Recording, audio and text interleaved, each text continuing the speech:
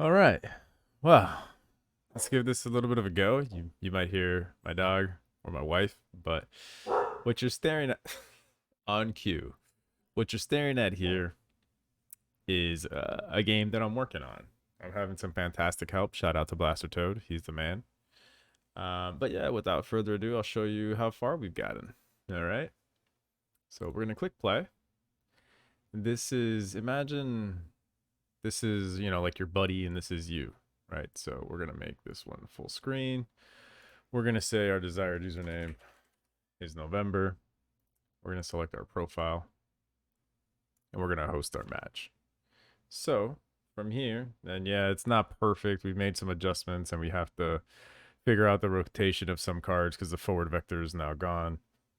But we come back here and now we say I'm going to use Carnage's name.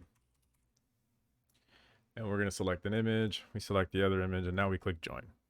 So we haven't gotten to the whole how server one is going to find or how both players are going to find each other right now. I'm hosting everything kind of locally.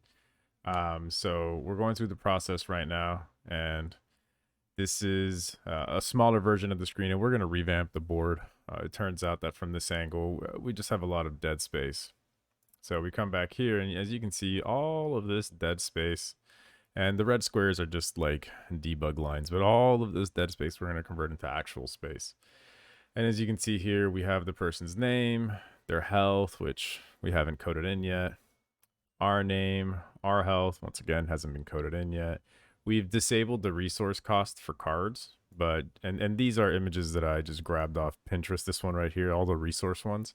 So these will get changed before we even get to the minimum viable product. But you can see here how resource costs are starting to get shown, or it's not the cost, but it's the resources in stock.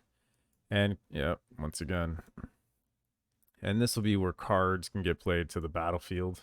And you might be asking, like, well, what happens if we put two?